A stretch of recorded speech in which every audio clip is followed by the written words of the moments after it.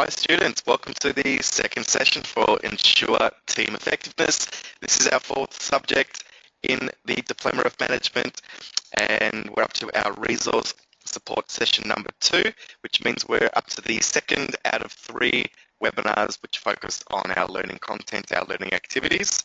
We'll be having a fourth session, of course, which is our assessment support, which will take care of the 2 assessment tasks. In this session, and by the end of this session, you'll have all of the information that you need to successfully answer 2 out of the 4 learning activities. So the 2 activities that we're going to focus on today is this one here, develop and facilitate team cohesion,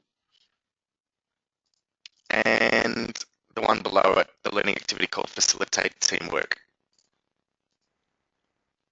So by the end of the session, you'll have all of the information you need to successfully submit questions for the learning activity develop and facilitate team cohesion, and the learning activity facilitate teamwork as well. Welcoming Alyssa to the webinar today. How are you going, Alyssa? Thanks for joining us.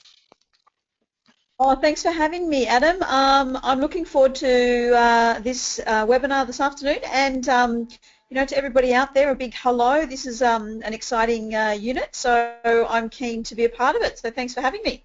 You're well, thanks for being here and joining in the conversation.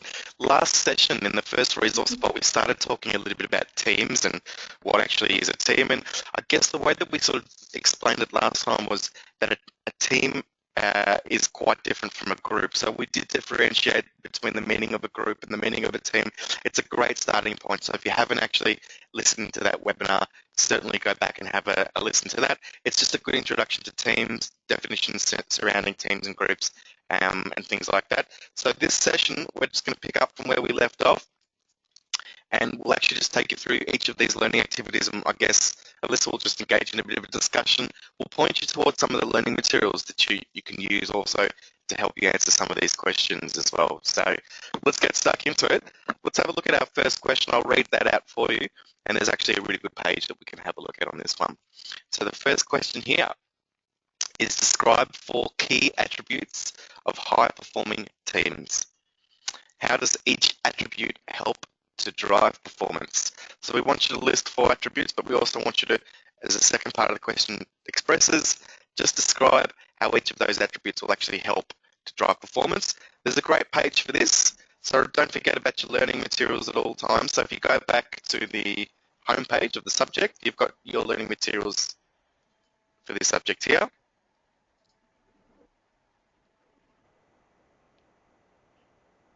I'm just going to open that up now. While that's loading, there is one which is dedicated for this question, which is high-performing teams, I believe it's got. I think I've already got it open here. Let's have a look. I do. So let's just have a look through this. This is actually where you're going to answer this question from. So you've actually got 20 different elements here that are listed for high-performing teams.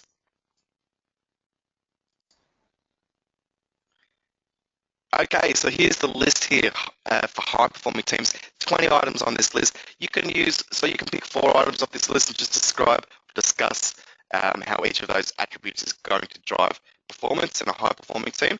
So let's go through some of these items. So the first one here is purpose. The team has a set of clear goals agreed to by all team members. It's a really important one for a team. If a team doesn't have a clear purpose, then they're going to be struggling to know how to work well together and what they're actually all about. Role clarity, that is actually referring to each team member has clear roles and knows the other people's roles as well. So even though we know that a team and the definition of a team is mutual accountability, we're all responsible for each other, we still need to have some sort of clear definition in and around what it is that we are doing and what we're responsible for, and also what others on the team are doing and responsible for as well. Can you see what I've got here on the screen here, Alyssa? Yeah, I can. I mean, there's some really nice ones. I mean, I like that second one that you've just highlighted there, which is obviously learning, and you know, that's a massive part of that process. So team members learn from their experiences and build an environment based around continually asking the question, how can we do it better? I mean, you know, having that mentality of continuous improvement and having the ability to be constantly focused around embracing new ways to do things and learning from each other, I think that is a really great part of or a really great attribute of a high-performing team as well. Which follows on obviously from participation there, which kind of indicates that team members feel listened to and all contributions are valued. And I think we go on to talk a little bit about the idea of communication and consultation within teams a little bit later on in the actual unit as well. So those things, that whole kind of process of consultation and making people really feel as though they're a part of something and that their ideas count. I mean, I think they're wonderful. Just the essence of what humans really want by nature as well. Absolutely. I mean, human beings, to motivate a human being, you need to get them involved in something that has some sort of meaning. So if they're participating in something that they feel that they are an integral part of that cog, they're a part of the machine, they are required to make this team, to make this situation perform, then you're going to find that that person's going to be motivated to do what's required. So participation and involvement, it's a huge one. It's a really, really big one. Yeah. And the next one there that follows on is recognition. So, as we're talking through these elements of high-performing teams, sometimes it's also easy to consider it from the opposite side of things. So this one here, we're looking at recognition. So a high-performing team, a team will always recognize and celebrate performances in a range of ways. So you always celebrate those. When somebody does a great job, we're going to let them know they've done a fantastic job. And we're going to do that because their success is important to my success, and that's the whole point of having a team that is mutually accountable. So it's important for me to recognize your wins and your success just as it is you to me. But consider that from the opposite. So what would happen? Imagine you're working in a team or with a group of people and you're working really hard and you do all the right things and you're never ever recognized, or you never ever get a tap on the back or a pat on the back, or nobody ever comes over to you and says you've done a great job. So how does that feel? So sometimes with some of these, as we're going through them, you can actually identify it sometimes just from the opposite. So what happens if there's no role clarity? What happens if the team doesn't have a purpose? Those sorts of things. So the next one on this list is communication. There's regular two-way communication. And what that two-way means, it means that people can express themselves from both directions in the team. Yeah, and there's integrity there. I mean, communication obviously needs to be quite transparent when it comes to a high-performing team as well. And I think communication can be one of the easiest concepts, but the hardest things to get right. And I think if you've got that right and you've got that kind of, as you mentioned, that real two-way conversation where people can be open and that can express and they're not afraid to kind of suggest their ideas, I mean, that's a massive part of being a successful team. And I think, one of the biggest issues that we have in business and one of the biggest pieces of feedback that we get in businesses is people feel as though they're not being communicated effectively to. So it's a simple word, but it's such a very difficult and challenging thing to get right, isn't it? Very interesting. Absolutely. And look, the word two-way communication is interesting as well, because previously in business we would have what we call like a top-down sort of structure. So you have your manager or a CEO sitting in the CEO's office. You have a couple of other managers, and everybody else is working underneath. All of the messages, all of the direction, all of the decision-making processes come from the top down. So the top of the pyramid, so the managers, and it gets filtered down. That's really one-way communication in the business. It's us. When I say us, it's the managers telling the staff what to do and what the decisions are. When there's two-way communication, and that's, I guess, what makes a team so dynamic, is that everybody is participating and recognised and involved. Everybody gets to be a part of that process. Everybody gets to be involved in the decision-making process, and that's what I guess also makes a team perform so well, and that's why we're talking about it in context of high-performing teams. But getting everybody's involvement, you're going to have a much more well-rounded idea and opinion on the actual situation, other than just having management sending down the message from top to bottom. So, communication two-way communication is incredibly important in high-performing teams. The next one is measurement. So a high-performing team will always evaluate and have a system of measuring how they are going. It's not always the be-all and end-all. As we know, some things are hard to measure. So if we're trying to measure the level of customer satisfaction, it can be hard, but a high-performing team will always find yardsticks, benchmarks, KPIs, ways to actually measure and evaluate their own performance. The next one, number 8, it says team to team. So the team relates effectively with other teams in the company. Okay, that's an interesting one. Leadership. Yeah, Yeah, so do you want to say something there? Sorry, Lisa. yeah, no. I was just saying, yeah, the team to team is quite an interesting thing. You know, having that relationship and that respect, and understanding the importance of kind of, you know, that kind of dynamic in an actual organisation. So being able to understand that there are other teams and how you fit and how you contribute to that, I think is quite a nice little quality to have. It's a good one, isn't it? It is lovely. Yeah, no, it's not too bad. Yeah, quite like that. We think about our team only as just our team, but quite, I mean, the reality is the team as a whole also needs to be able to relate and work with other members. When that could be external members, so people outside of the business. So you've got to be able to, relating and being able to build rapport are some really important factors. Let's keep going through some of these ones. So leadership, so a leader that uses the contributions from all team members. So a good team will have that strong leadership, so the ability to engage with everybody on the team, because we know that if we're talking about wisdom and knowledge, a wise person knows that they are not the most intelligent person in any given room. A wise person knows that the most intelligent person in any room is all of us together. And so that's what I understand that point to be talking about.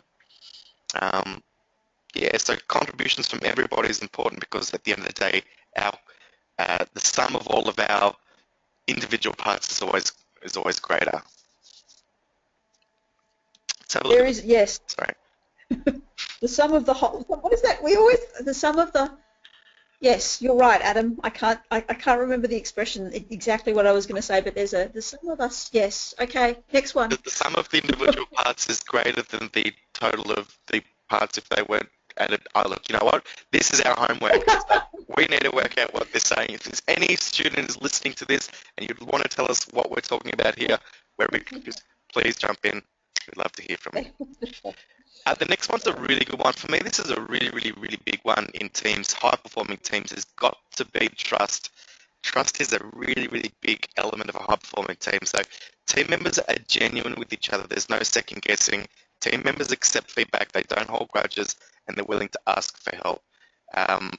Trust is, I mean, we could talk about trust. It could be a whole subject just on trust. And I think at some point, it might be something that comes up again. When we start talking about leadership and it starts to pop up again. Trust is something that takes a long time to develop and build, and it can be destroyed in microseconds. And it's everything, because when you get a team that doesn't trust each other, communication stops, people stop going up to each other and being open with each other. People aren't willing to engage in conflict with people that they don't trust.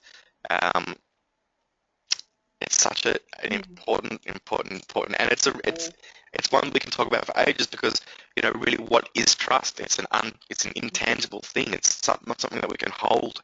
Really, we know when we've got it, and we know the second it's gone. We know you can feel it, but it's a really really important factor.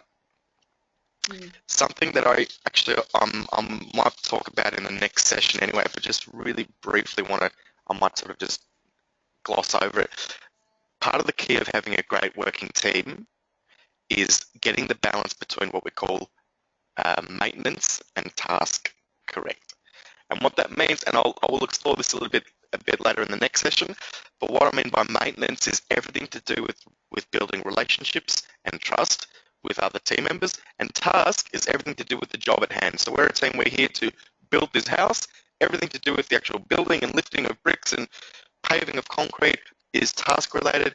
Everything to do with encouraging one another, getting to know one another, all of those sorts of things. Building the relationship is what we call maintenance. An effective team will actually balance the task and the maintenance together. If you go too far on one over the other, then you're going to have problems. we'll explore this a little bit later, but part of building trust in your team is to work on some of those elements of maintenance. So not just be focused on the task, you need to actually focus on, there are ways to build trust, i.e. self-disclosure, explaining who you are, opening yourself up, being authentic with one another, making an effort to get to know each other. Those sorts of things are going to help you build rapport and eventually build trust. We might actually have a look at this, as I said, sorry, jump straight into it. Next one is diversity. Difference between team members are understood, valued, and respected. We know the importance of diversity. We're going to have different opinions, different thoughts, different ideas, and those are only going to help us to innovate and improve and, be as dynamic and high-performing team as possible. So diversity is an important one. Team accountability. Everybody takes responsibility for maintaining high standards and keeping people focused. Well, the whole point of a team is that everybody's accountable. So I guess that's quite obvious. If that doesn't exist, then you're not going to have a high-performing team. Next one I've got here on the list, Alyssa, is follow-through. So the team commits to following through with agreed plans. I think that's a big one. I think, once you make a commitment to achieve something, or once you make a commitment to do something, that follow through and seeing that follow through, I think is really nice little, I think it's a key part of just any kind of team. If they give you some ideas, or if there's something there, if there's a commitment, that there's that follow through, there's those actions that have taken place, and people can see that little success at the end as well. So that follow through is really important. Absolutely, absolutely. Can you read the next one? Do you want to read the next few? Love to. So you've got the next one. There's obviously responsible team players. Yep. So team members are responsible for the health of the team, generating new ideas and learning new skills that is not left to the manager. This is a nice little one as well. This is really saying that everybody, as well as taking accountability, as much as you said before in number 12, that they're also taking responsibility. So they know that it's just not the manager's idea. Position to come up with new ideas and new skills, that they're all, I guess, essentially taking responsibility for their own growth and their own development, and as a team. So being responsible for standing up and saying and contributing new ideas. It's not just the role of the manager, it's the role of the entire team. Well said. Which brings us to a completely different one, which is obviously procedures. The number 15, so there are effective procedures and processes within the team to guide the team functioning. And I think procedures, even though it's a little bit of a different type of element of things like trust and diversity, I think procedures really form the structure and the skeleton of a strong team. There needs to be some kind of boundaries, and there needs to be processes in place, so people understand what their roles and their responsibilities are. And I think that really starts with the whole concept of having procedures. Sometimes when we think about procedures, we think of, a little bit of a kind of dry analytical type of thing, but I also believe that procedures and processes are the structure and the bones behind a good team. There's probably an interesting link between procedures and trust anyway, because if I'm on a team that has some really good processes and procedures in place, I'm more likely to trust, the workings of the team, because I've seen it work already. I've seen the things that are happening in the team work well. So if somebody says, I think we should do this, or other members come to the team with some ideas, I'm going to trust that they are worthy of a listen to, because there are robust procedures and processes that are already in place that I already have trust in. So some of these do relate well to each other. Yeah, and also actually stemming on from that whole concept of procedures too, when it comes to things like procedures around legislative compliance, I think that teams that have strong procedures around that are also very trusting of their team members and their organisation as well, because they trust that they've got their safety and their security and their well-being intact by having those kind of legislative procedures in place. So that, essentially that does really, really build a bit of trust as well. Absolutely. Absolutely. Yeah. There's a few more here. Passionate debate of ideas. So the explanation being the team has lively and interesting meetings where the team members do not agree for the sake of it. So team members, that's actually what we call group talk. And what that means is everybody agrees because nobody wants to disagree. A good team will actually, allow people not just to agree for the sake of it, but engage in that discussion. And because we have trust between each other, we're allowing each other to express themselves and communicate what it is they think and what it is they need. Towards the end of this session, we're going to talk a little bit about communication and just methods of assertive communication, that ways to do it. So there are ways to express what it is you need without affecting other people or affecting yourself, and we're going to talk a little bit about that at the end of this session. Other things that help: humor. Humor for me is one of those functions of maintenance that we were talking about before. So if we're going to break a team into two different sort of areas, we've got our maintenance, which is taking care of all of the relationship aspects of a team, and task, which is taking care of the job at hand. Humor for me falls into that maintenance area. Attention to results. Okay, that'd be a task-related area. So team members suppress their individual needs, their ego or need for career development or recognition, and put the team's needs first. Innovation, the team creates an environment for people to generate new ideas. Again, it's pretty close to number 16, which talks about having that passionate debate of ideas where everybody feels inclusive and so on and so forth. And the last one is commitment to group plans. So the team work through their own opinion to move forward together without hesitation, which is sort of similar to one that you were mentioning before, which was follow through, committing to agreed plans. And even if I didn't agree with it at the start, I'm part of this team. I'm going to get involved in it. And anything else to add to high performing teams that we think we might have missed? No, I mean I think there's 20 there for students to choose from. They only need to describe 4. I think, is that right? They only have to describe 4 for this exercise, and then we just want them to put. We don't just want them to write communication. We want them to explain what is it about communication, how that drives performance. So the answers are already there for you on this sheet here. We'd like you to pop it into your own words if you can, please. So no copying and pasting, please. But yeah, that's basically what we want you to do for that question. Alyssa, you want to read the next question? Love to. Okay, so that question 2 says, why should feedback to individuals and teams be a major priority for every leader? So essentially, why should feedback from leaders be a priority to deliver in terms of, into your team? I mean, feedback, and I know the resources actually do talk a lot about feedback, don't they, Adam? There's There's a great page here, which I'm actually just going to read straight off the actual resources. So if you go to your learning materials and look for feedback to build capacity, this page here, you'll see there's some great things that will help you answer this question. There's actually a really good definition of feedback. We always like to sort of start with definitions whenever we're introducing a new idea or concept. And feedback can be defined as information about the past delivered in the present to positively influence the future. How cute is that? That's really sweet. So it's information about the past delivered right now in the present to positively influence the future. Yeah, that is nice. That's worded very well, isn't it? Yeah, it's a good way of just defining it. It goes on, the materials here to say feedback is important at any stage of a team member's coaching and development, as it allows them to understand how they are perceived, to change their self-perception, even trigger new actions or behaviours they might otherwise not have considered. The difference between a low-performing and a high-performing team is usually a manager who is focused on their coaching and development and on keeping individuals focused and motivated to perform every day. The ability to give feedback, and here are some actual you can actually use some of these in your answer for this question, so the question is, why should feedback be given to individuals and why should it be a major priority? Well, here are some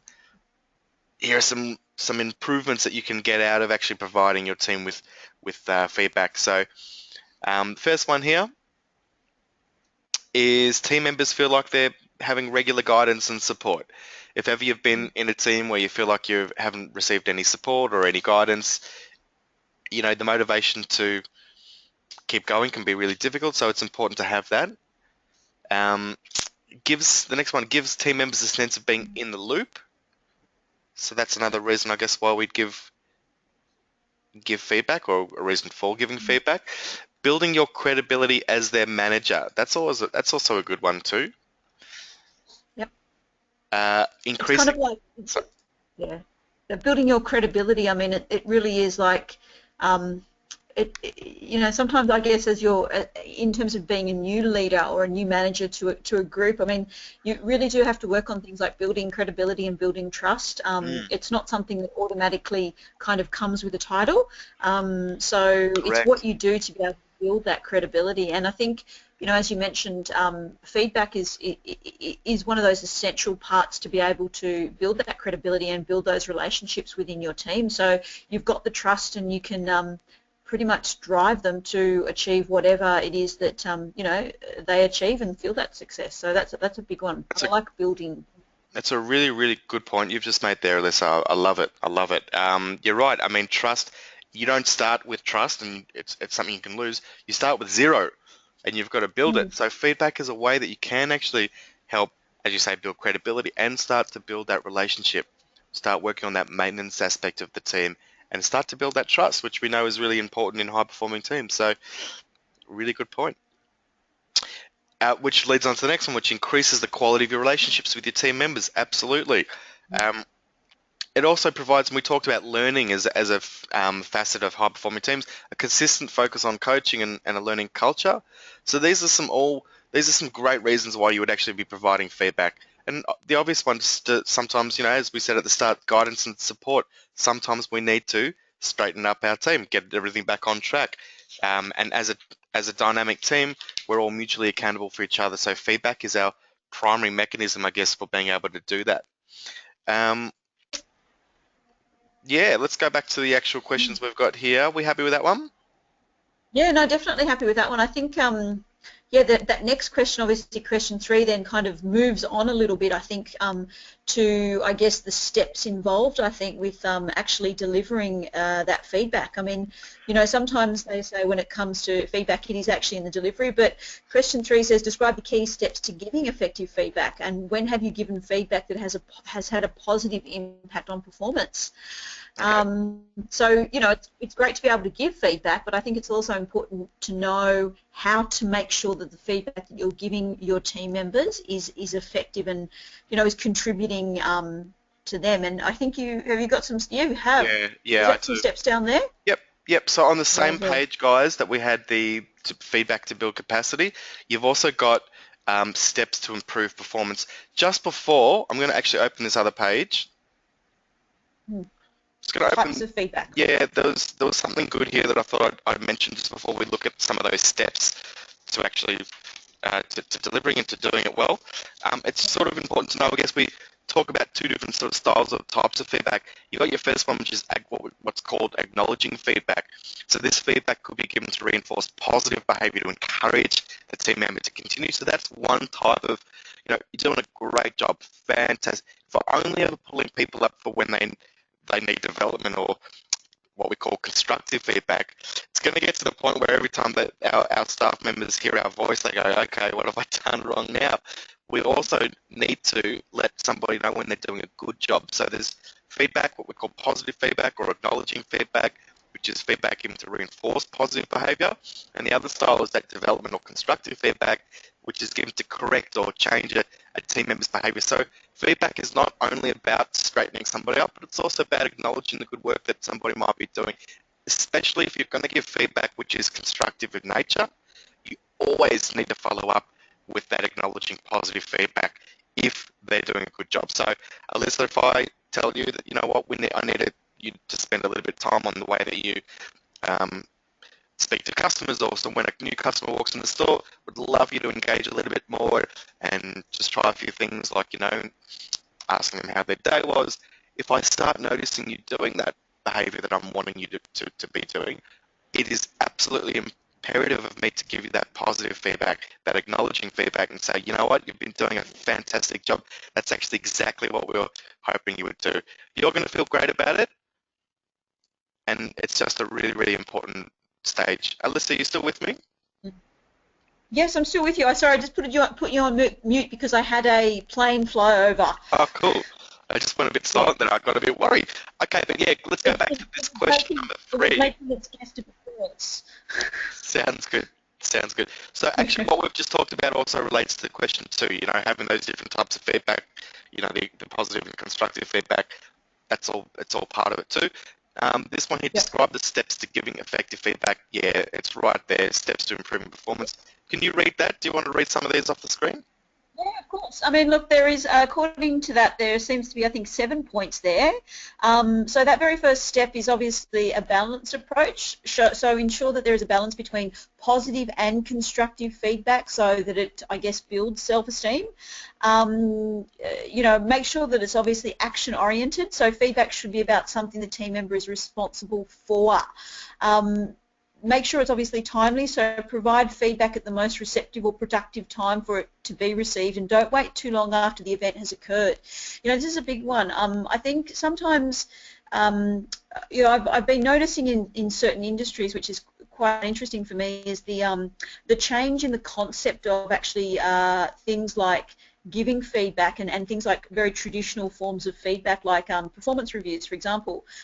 One organisation, what they've kind of done is they've almost removed the concept of, say, 6-monthly performance reviews, and instead they've started to encourage a constant element through the organisation of encouraging managers to deliver feedback as often as they can. So rather than kind of saying you need to deliver feedback at 3 months, you need to deliver feedback at 6 months and 12 months, Yep. that what we want you to do is we want feedback to be part of your daily process. Give your team members feedback on a regular basis, kind of get into the swing of being able to practice that. Because quite often, sometimes in performance reviews, we might wait for a performance review to be able to provide feedback because it's a formalised process. So that's when we need to, but I believe that feedback should be something that's delivered consistently. And if it is an issue, it has to be delivered quite soon after the event itself. Absolutely. Absolutely. Yeah. Obviously, following on from that, timely, make it meaningful, so keep to the point and based on facts, so not hearsay. If you're not sure about the facts, then find out, be clear about the standards required and specific about performance shortfalls. People want to know why, people want to know what to do. So be quite specific. Don't be like, I like fluffy. I can work around fluffy, but if it's coming to performance and in improving my performance, I really do want it to be quite quite constructive and based on facts and actions. Ensure that it is constructive, so aim to be helpful, not hurtful. Even constructive feedback can be delivered in a positive way, so use the objective, neutral words to avoid confrontation and to prevent your feedback from being taken personally. And just to hold you up on that one, I think it's a good one to just to sort of give maybe as an example. So, there are ways to deliver the same message in just different using a different style. It's delivered in a positive way, as you say, give it in a constructive way. So instead of saying, Alyssa, you did just a terrible job back there, whatever you did, it was just completely appalling and wrong. That's one way to deliver the message. Or you can say, Alyssa, I reckon if you try this way, you're going to find the results going to be so much better if you use this system here. So now the focus is on what you can do and the results that you can achieve if you do it this way, not on what you did and how bad it was and what a horrible person you are because of it. It's more about hey, I find, and sometimes we use this, what we call I language, which means I'm going to put it about me, not about you. So instead of me saying, Alyssa, you, I say, as your coach, I find it's actually really helpful, or I find I get the best results when and as soon as you change it from you to I, when you're giving some of that constructive feedback, it actually can be taken in a much more constructive way where the person doesn't feel like it's a personal attack either. Yeah, and I think as well, people can be quite not fearful. People can be quite scared of the word feedback. I think there are some people that are perhaps not used to receiving feedback or being able to give feedback as well, and sometimes it can be quite challenging to be able to sit with a person and give them some feedback that they will be able to take on board and embrace. I mean, you know, there are people out there that struggle with being told that perhaps there's different ways of doing things, and you have to be careful. It is all in your delivery, and it's all about, you know, knowing who the person is that's sitting in front of you, what motivates them, and how to deliver that type of information so that it doesn't become destructive, or it doesn't become disempowering for them. So there is an art to, I think, feedback, which is, you know, exactly what you were talking about, you know, the use of the eye and all of that kind of thing, just really connecting. And yeah, reframing it about, so it's about what you can do, not about what you didn't do well as well. So, you know, just the sort of the tense you put yourself in, all of that sort of stuff, all of those points are really good point. And the last one, keep it confidential. Wow, that's really important. I mean, if I feel like, you know, we had a private chat, you and I, you're my coach, and you had some things to say about my performance, and then all of a sudden I walk out and everybody on my team is gossiping about all of that stuff, then I'm going to feel pretty bad. I'm going to feel that it wasn't done confidentially, it wasn't in my best interest, all those things. You've lost the trust, you've lost credibility. I mean, it's very detrimental. Last question in this set. Yeah, we got to cruise with these. All right, so let's have a look at that last question, which is describe 3 examples for strategies to achieve a conflict resolution. Oh, now we're talking about conflict. I think I've got a page for this one. Let me see if I can find something good here, because I believe there is something in here. Conflict. Let me just go for this one. And I think you know, while you're looking for the page, conflict is definitely something that does come up when we talk about things like you know, teams and working together. You've got a lot of people that generally tend to work together, and sometimes conflict can definitely be a big thing that does come up. You know, we don't always interpret information the same way, we don't always respond or think the same, so conflict can be a bit of a big part of the workplace, and resolving conflict can be quite challenging but very rewarding, I think. And like a great segue, here are your clues for conflict. So, discomfort, perhaps nothing has been said yet, things don't feel right, so there's a certain amount of discomfort. There's, you know, just these are ways to tune into the fact you might have an issue on your hands, you might need to resolve some conflict. An incident, so there might have been a short, sharp exchange without any lasting internal reaction. Has something occurred between you and somebody else that's left you upset or irritated or something? So, you know, look out for that. Misunderstanding, that's what you've just mentioned there, Alyssa. So here, you know, was there a communication misunderstanding? Is there something that hasn't been understood correctly that can lead to conflict? Tension, crisis, there's a few other things there that can be clues that you've got conflict on your hand. But this question, let's go back to the question. Yeah, so 3 strategies for achieving a resolution to conflict. Yep. If you have a look here, conflict resolution, there's a couple of really good points here in this situation. And this first sentence is actually a really good one. Think of conflict resolution as reaching a joint understanding. You're trying to create a win-win for both the people involved. And if that's the frame of mind you come into a conflict resolution with, trying to achieve a win-win, trying to reach a joint understanding, I think everything else that falls after that will be okay. So here are the tips for some strategies for conflict resolution. So act. So what have we got? Yeah, do you want to go through these ones? The good ones. Yeah, I'll read through. So that first one is, what was it? Act, don't react. Oh, so pause and think. What outcomes do I want, and how can I achieve it?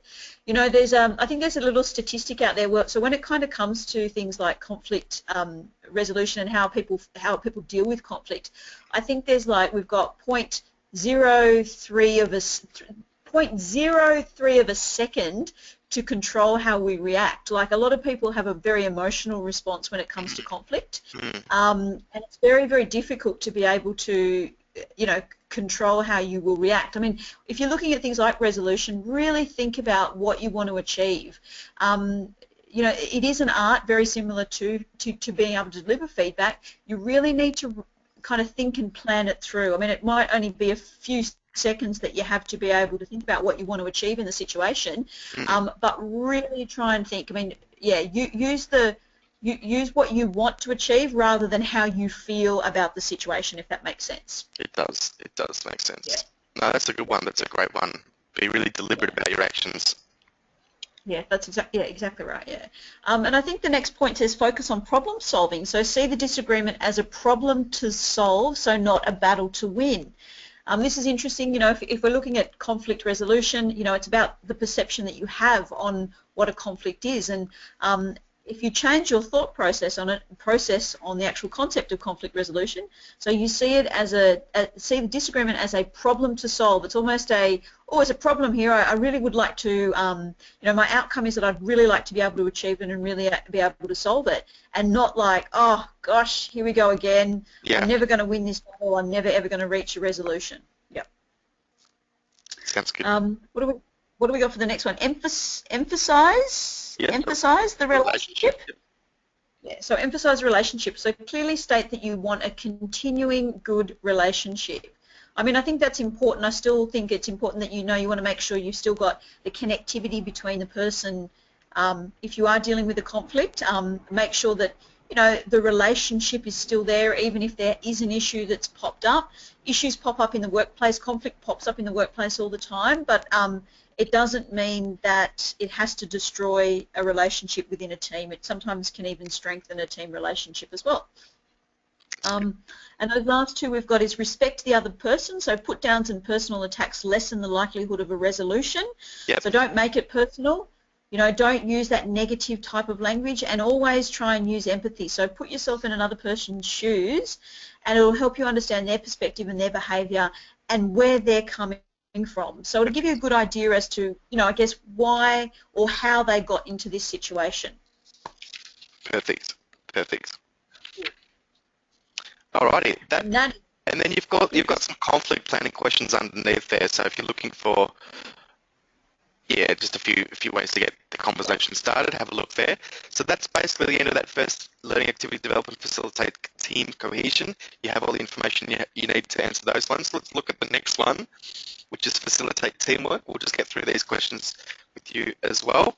So the first one here is what communication processes are used within organisations that are both formal and informal. I guess let's talk about formal and informal communication. A formal communication channel transmits organisational information such as goals and policies and procedures. Messages in a formal communication channel follow a chain of command, and that means that the information flows from a manager to employee, for example. Examples of formal communication would be things like an annual report, employee manuals, business plans, also those performance appraisals that you were talking about before, those regular formalized feedback sessions versus the informal ones.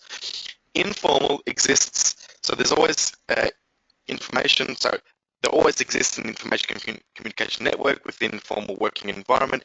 Informal communication channels falls outside of the formal chain of command structure. Examples of that will be having a conversation with your workmates at lunchtime, for example, or the type of feedback which is just given on the fly. For example, hey, Alyssa, doing a fantastic job. That's what we call an informal communication process or informal feedback.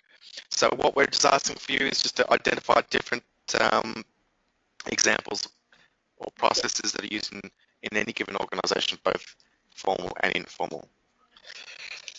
So have a think about the way that the business communicates, or any given business might communicate with itself, and list a few that are formal and then list a few that are informal. So it's important to differentiate between the two. cool. I think that's a good explanation. So do you want me to read question 2? Yes, please. How do you communicate levels of authority to your employees in regards to decision making, and how do you delegate responsibilities? Okay, there might have been something on this one too. I'll have a bit of a squizzy beak in the materials. So this is really kind of touching on communication, isn't it? So I guess it's how you communicate through lines of authority. I think we've already established that communication is one of those really important functions of a high-performing team, which we talked about earlier. And you know, sometimes it can be quite a challenging thing to get right, because there's a lot of diversity and there's a lot of differences within your teams. So communication can sometimes be a challenge, and Yeah, I think in terms of exploring it from the top down, in terms of the authority, so how do you communicate levels of authority to your employees in regards to decision making? I've yeah, sorry, I can't find. Can you hear me? Okay, am I breaking up, or it's okay? Yeah, yeah, no, I can definitely hear Okay, you. good, good. Yeah. Sorry. There's some information, I can't remember where it actually exists in your learning materials, but do have a look for it. There's some information in that actually talks about different styles of leadership. So if you're a leader of a given team, you're a team leader as it were, or you're in that position to sort of galvanize the troops as it were, different leadership styles will actually engage with your team members in a different way and will allow them to sort of get involved. There's actually four different styles that your learning materials refer to. One is the democratic style of leadership. Now, this style involves everybody making a decision together as a group. So facts and information are gathered and the team members work together to make a decision. That's one way of actually doing it. Autocratic. Hmm. So this style involves a manager or a leader making a decision with no input from the group or team members. So that's Ah, one. Yeah, and then this is usually used when there's a quick decision that needs to be made. This is a little bit more of the top-down mentality that we talked about earlier. Consensus, this is where every team member has to have a say in what decision is being made, and the manager gives control of the decision-making process to the team as a whole. So everybody has a buy-in and support for the decision-making process. And you've also yep. got participatory as the fourth example. So this style is used when input is required from other stakeholders and team members who do not necessarily have a vested interest or buy into the decision, but could provide valuable advice or input to help with the process. This question is really talking about communication, though. Sorry, we're on the second question. How do you communicate levels? So, I guess the question is really sort of saying is how would you, if you're a leader of a team, how are you going to let other people know the process and how everyone and so forth. So, for me, I guess you can answer this question. We're sort of just giving you a few different versions of decision-making processes, I guess you could say. But really, this question is just asking you just to answer it from the point of view of how would you let your team members know how everything works as far as decision-making, how the team actually makes decisions, and so forth. So, what sort of method would you use? How would you communicate those levels of authority in regards to making a decision? So, if we're all working, we're on a team, we're working on a construction site. If I need to go and buy something, for example, there's a level of authority. Somebody has to tell me the process for, having to go off and buy some tools or getting something fixed, or if I've got an issue, how do I make a decision about something if something pops up? So you need to effectively communicate these things to your team members. This question is actually asking you, what are some of the methods that you can communicate to your team in regards to having to make decisions, whatever those decisions might be. So we've probably overcomplicated that question. Yeah, I think yeah. No, So I think that makes. Yeah, I think that totally makes sense. Yeah, that was a good example that you used, though. I think that kind of contextualizes it a little bit more, which is good. okay, cool. Cool. The next question. Let's do it. Oops, my computer's a bit slow. Am I breaking up, or you can hear me okay? No, you're good. You're good. Do you want me to read out question 3? Yes. Cool. So how do you encourage a consultative work environment where your employees contribute to issues related to their work? Oh, nice question. There's a great Yeah, page so on I this think, one. Sorry, I'll yeah, see if I can pull it up. My computer yeah, seems no, to be. no worries. Hang on.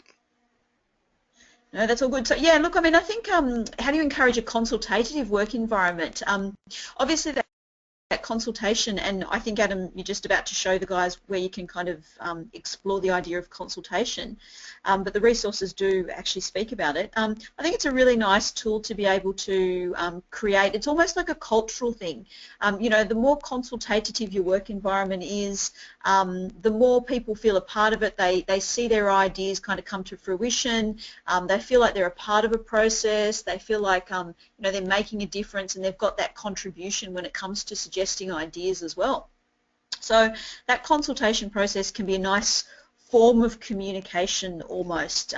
Instead of communicating, maybe you could use the concept of consultating and asking them constantly, what ideas they have, or, how would they like to see something done. I think it can be, quite a positive tool and create a really nice, balanced and trusting work team. Yeah, look, I'm so sorry, Lisa. There was a page that I was looking for that I couldn't find. But if the students look for a page, or they look in their learning materials for something called the process of consultation, they'll be able to answer Yep. this question. But everything that you've been saying is spot on. The learning materials do refer to two different styles: a formal process and an informal process. And the formal process, it says a number of staff may be present and would usually involve written procedures. Consultation would be conducted in formal meetings or an environment where the outcomes would be documented. So that's a formal process of consultation. And the informal process, it usually be a quick comment or a debrief on a matter between staff members and another staff member and their supervisor. So that's the formal versus the informal.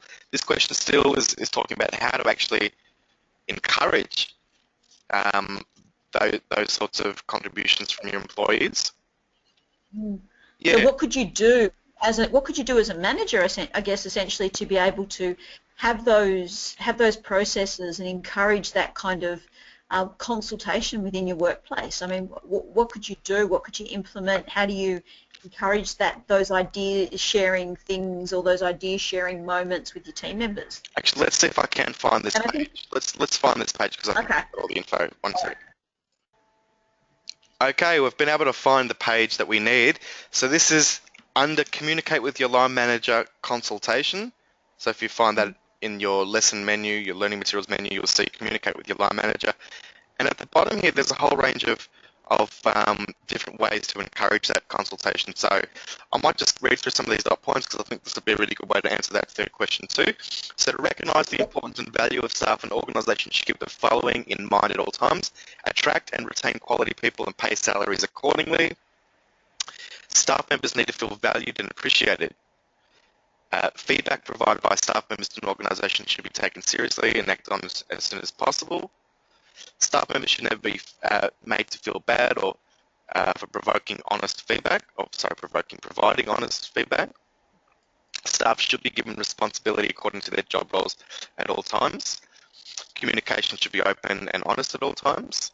When staff members come up with new innovative ideas for change, they should be recognised for their contribution. That's probably one of the biggest ones for me. If I'm going to be encouraged to contribute, if I contribute and it goes nowhere, or nobody ever says anything, or nobody ever recognises those contributions, I'm less likely to contribute again. So really important that if you're going to encourage that contribution from your staff, when staff, and that's part of what we were talking about before, about that acknowledging or positive reinforcement style of feedback, you've got to reinforce all the right stuff as well. Encourage staff members to be self-motivated, self-directed. A good induction process can make all the difference. So this is actually not necessarily directly in relation to encouraging contributions, but it's all recognising the importance and value of staff is what's going to help to encourage consultation and communication, and all of those things do help. I mean, if you don't get any of these bits right, you're likely to to minimise the amount of contributions and things like that you will receive from your team. Yep. Alyssa, did you want to add any more to this one, or we'll move on to the last question in this set? No, there's some really nice ideas and strategies there. I think that definitely have highlighted some ways that you can encourage that. So I think we can move on to that very last question. Okay, great. So as a leader, what are some areas you could focus on with your team to minimise misunderstandings? There is a page on this one too. I'll see if I can find it. I think it's under leadership. Minimise misunderstandings. That's the one. Oh, look at that. Okay, cool. I don't know if you can read this, but this is the page you probably should go to answer this question. So it's got a few ways that you can, I guess, to minimise those misunderstandings. So think about the conflicts that you may have experienced when you've wanted something different to the other person, or held a difference of opinion when it has become an obvious issue. And as you read through the causes of conflict below, see which ones you recognise. So here are some barriers such as prejudice, selective hearing, and preconceived ideas, differences in, Selective hearing. Oh, yeah, yep. differences in goals, wants, needs, and expectations, differences in values, uh, perception when somebody takes you the wrong way or you take what they've said in the wrong way. Personality clashes is a big one. Lack of understanding about roles Mm. and responsibility. Well, that one it should never ever be a misunderstanding that should be taken care of. Um, so yeah, and then it continues on here. It says conflict so often linked to ineffective communication. So to minimise misunderstandings, there's some things that you could focus on as a team. So create an environment where open communication is encouraged, discourage aggressive communication, and hold others accountable for that. Practice truly listening to each other, whether it's in a team meeting or just during your shift. Be clear about everybody's roles, responsibilities. Have lunch with different team members. Get to know your team. So that's a little bit about that work on maintenance, not just tasks. And pay attention to cultural difference and value them. So go to that page Mm. to answer this question there. I think, and also, giving effective and recognition and feedback we talked about before, it's also important in minimizing conflict and um, minimizing misunderstandings as well. You can almost never over communicate, in my opinion. Although Yeah. understand that people have different styles and not everybody is as expressive as you may or may not be. So just be very sort of wary of other people's styles when communicating. Some people require a lot more communication than others, so also be tuned into the needs of your team members as well. Something that I actually just wanted to talk about, and it just sort of flows on from all the things that we were talking about today, um, is I want to talk about assertive communication. So especially Mm-hmm. when you're providing feedback, when you're giving that sort of guidance, uh, really, it's really important to understand what assertion actually means. And assertion is really, and I've got a picture. See if we can see that. Can you see that? No, yes, I can see your picture now. Okay. Yes. So assertive sits directly in the middle between passive communication and aggressive communication. And communication is just not the words, but it's also the actions, it's our body language, it's our tone of voice, it's all of these factors as well. So I wanted to talk to you a little bit about the submissive assertion. So when I say submissive, passive and submissive are the one and the same thing.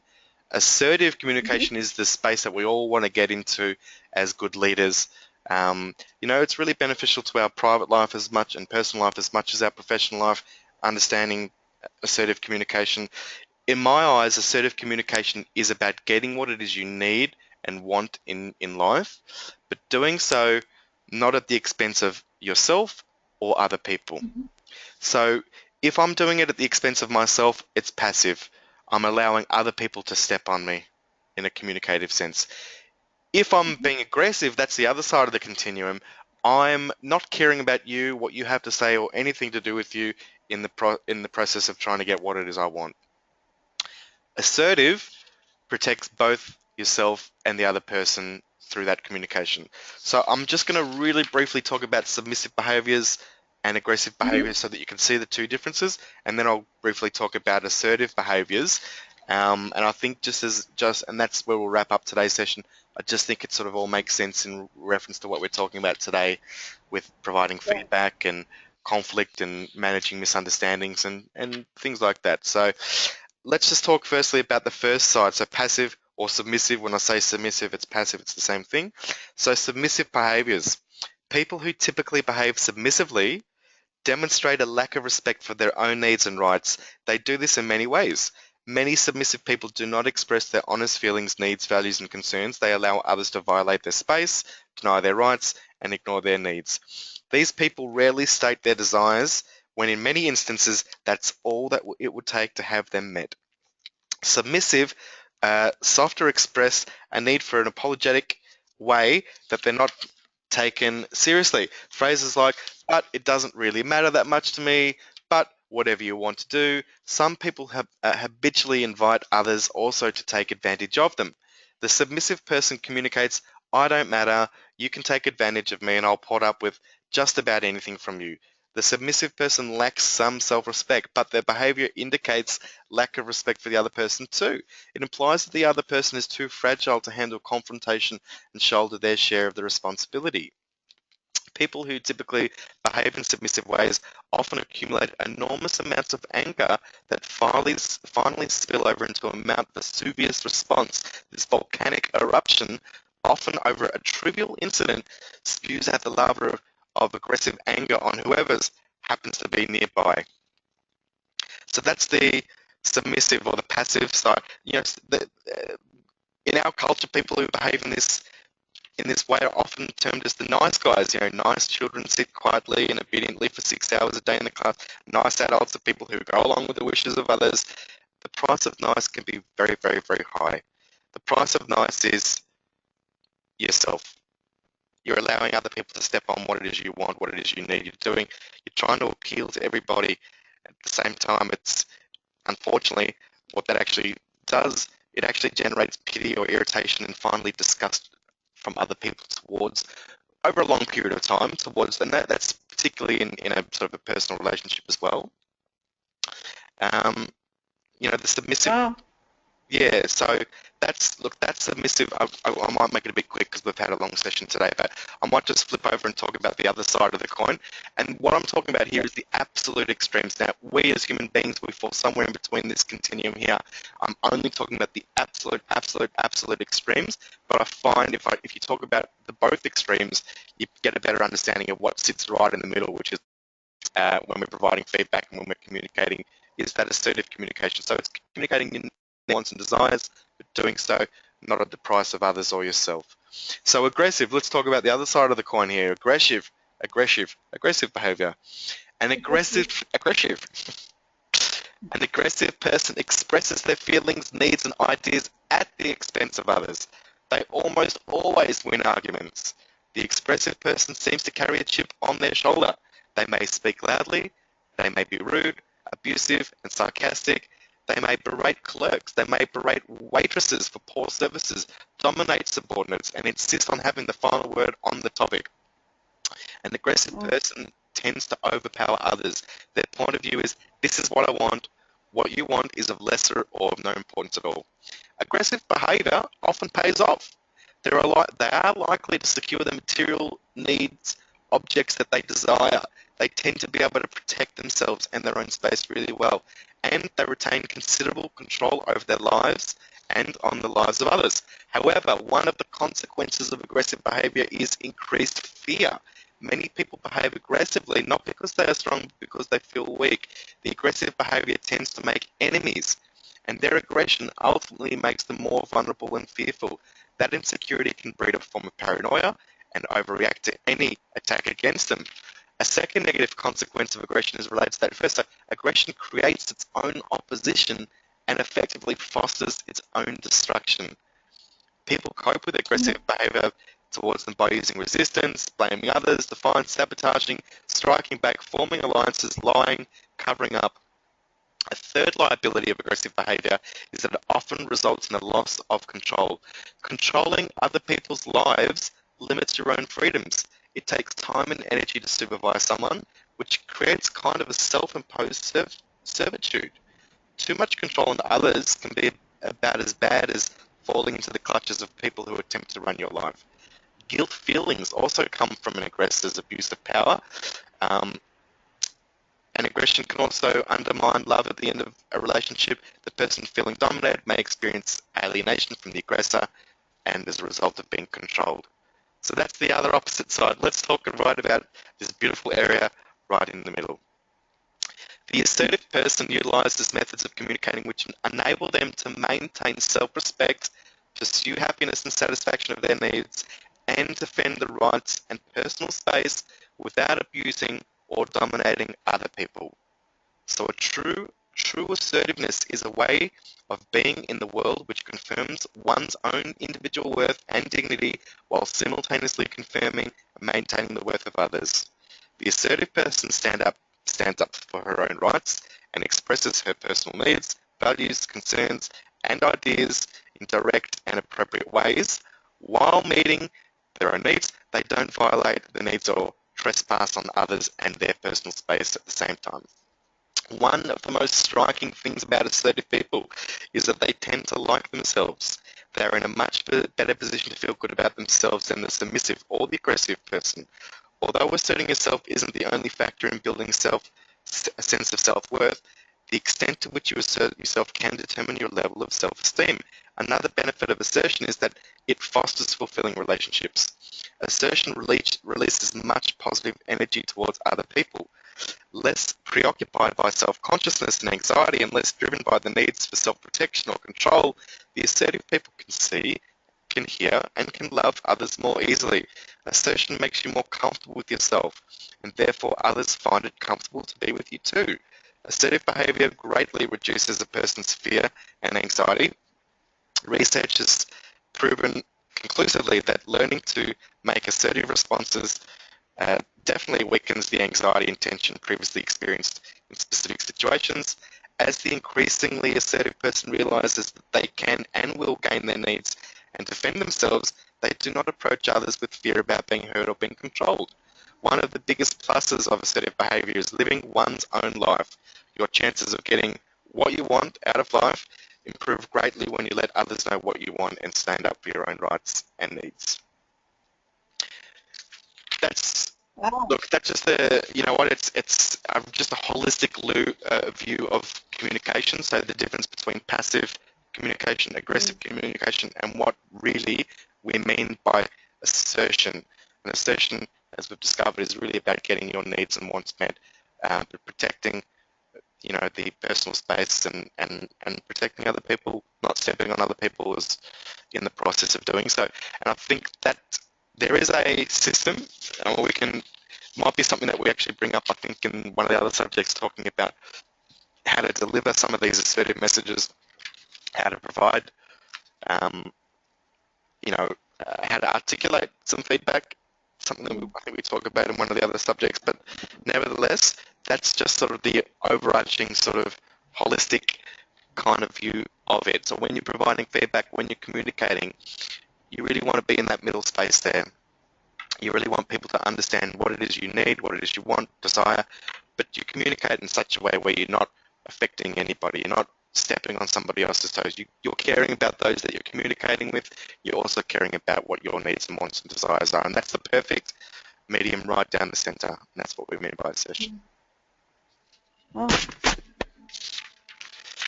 So, yeah, that was good. Yeah, thanks, Alyssa. Yeah. Thanks for joining us today. It was a great session.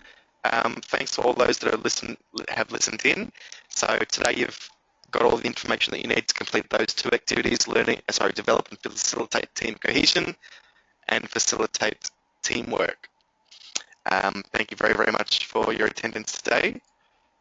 Please tune into next session where we will look at the final learning activity for this subject, ensure team effectiveness, and don't forget the fourth workshop, which will be